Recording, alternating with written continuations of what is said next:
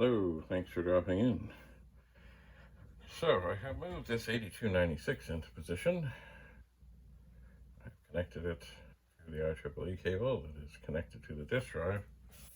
Turn this on.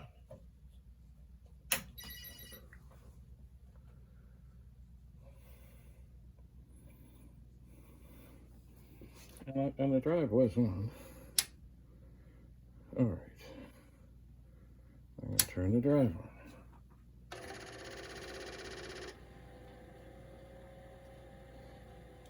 Okay. So the drive responds. Now I think on this machine there's a reset switch. So I press the reset switch. And nothing is happening.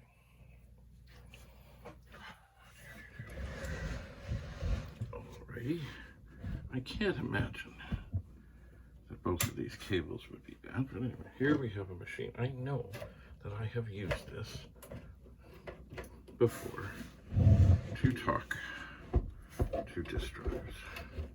Of course, I'm just having a butchering time getting that. I'm going to try again to get the cable on here. I'm sure that it's right. It's good. Turn on. I hear nothing. It should.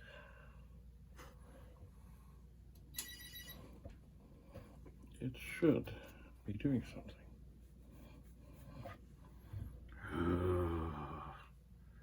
All right, I'm going to turn this off. I'm going to pull this out. This machine, it is actually marked, which is the IEEE 488 cable.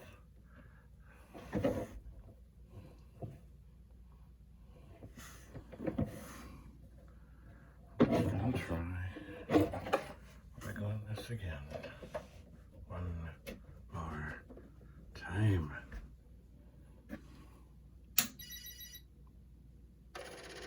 Ooh.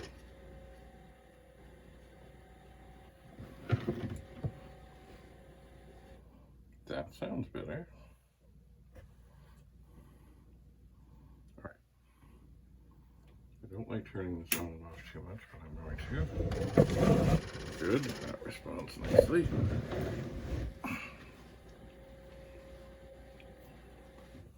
So now I have to rescue. See, the keyboard of the 8296 is a separate thing. And it is, in fact, a separate thing in its thing. I'm not sure if I can fix it. But I will try. Okay.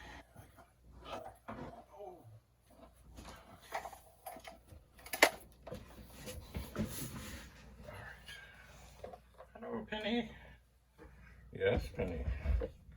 I hear you. All right.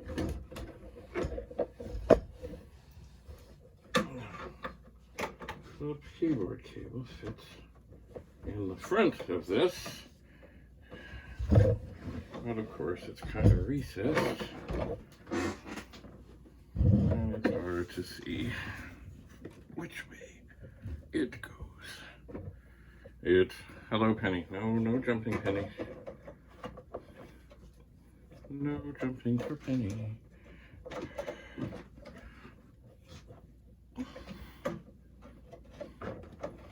Alright. I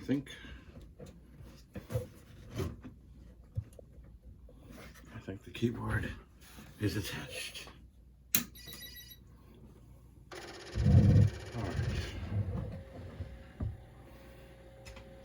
So I'm going to do CA. Oh, I hear things. What a joyful sound.